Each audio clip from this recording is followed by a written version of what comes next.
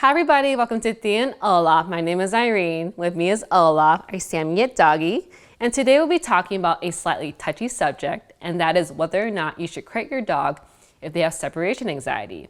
As many of you know, Samoyeds are especially prone to separation anxiety. And many Samoyed owners that we know have opted not to use a crate anymore because their Sammy tends to freak out when left alone in the crate. However, I do think that crate training can still be a very valuable tool for managing separation anxiety when it's done right and not rushed. And in this video, I'll explain why. Before I dive deep into the reasons, it's important to first figure out what exactly your dog struggles with. Is it confinement anxiety, separation anxiety, or maybe some mix of the two? They're related, but not exactly the same thing. And this is what I mean. So if your dog tends to have anxiety, regardless of whatever spot they're left in, then they're probably struggling with separation anxiety. If your dog has a heightened sense of anxiety when left alone in the crate, then it's probably confinement anxiety. However, if your dog has a tendency to go to the crate to relax without a lure sometimes, then that's probably not confinement anxiety. So it's important to figure out what the issue is so that you know if the issue is with the crate or maybe something else. The number one reason why crating your dog can be very viable for managing separation anxiety is that the crate teaches calm behavior.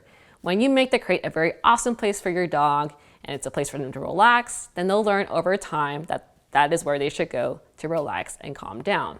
And obviously there's a lot of effort required and patience, especially during the puppy days, but over time they'll associate that with a place to relax. And if your dog has confinement anxiety, this dedicated place to relax doesn't have to be a crate itself. It can be a dog bed, a playpen, a dedicated room in the house, but just somewhere where they know they can relax. Reason number two, which is very related to reason number one, is that pacing around the home can lead to a heightened sense of anxiety for your dog. And of course, this can differ for every dog, but in our experience, Olaf, when given free range of the home and not crated, tends to panic a bit more and pace around the home, waiting for us to come home. And we notice too, in times where one of us is out of the home, that Olaf will just wait by the window and just not do anything aside from just waiting. He won't eat a treat, he won't eat a chew, he's just waiting. Compare that with when we crate him. Olaf is relaxed, he's usually sleeping, and doesn't mind waiting until one of us gets home. Reason number three is that crate training your dog is valuable for managing separation anxiety beyond just the home. I would say that crating your dog is just an important life skill, especially if you want to expose them to the world. Crating applies to different scenarios, including taking your dog to the groomers. They'll probably kenneling your dog. If you want to participate in some kind of sporting thing with your dog, they'll probably be kept in some smaller area or maybe the kennel while they wait for their turn. And then if you work with a trainer, you want your dog to stay with the trainer, they'll probably kennel your dog as well. One thing that we noticed too is that our trainer mentioned to us in a recent visit that Olaf had a tendency to howl and whine more while left alone in the crate, and she stepped away for a little bit, and that's when she said that we probably haven't been crating Olaf as much, and she was right. So it's pretty important to practice crating even in smaller sessions while your dog is ready to nap anyway. Crate training also prepares your dog for other scenarios where you have to temporarily leave them alone. So for instance, you have to run an errand, leave your dog in the car. They'll learn not to freak out when you leave them alone for a little bit.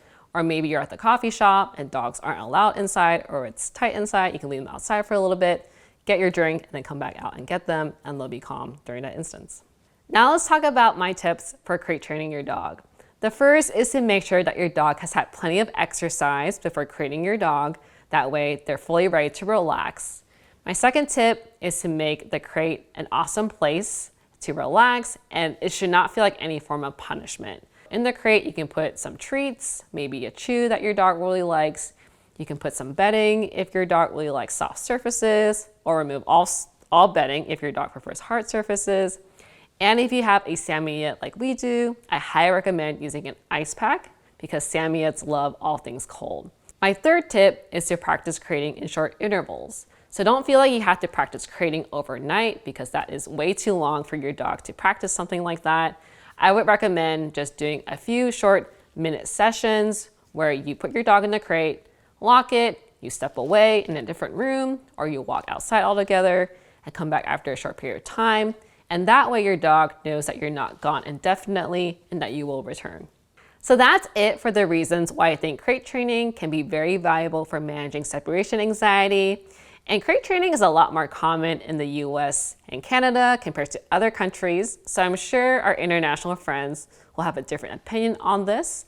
But in our experience, managing Olaf's separation anxiety has been very beneficial with crate training. Let me know how you currently manage your dog's separation anxiety.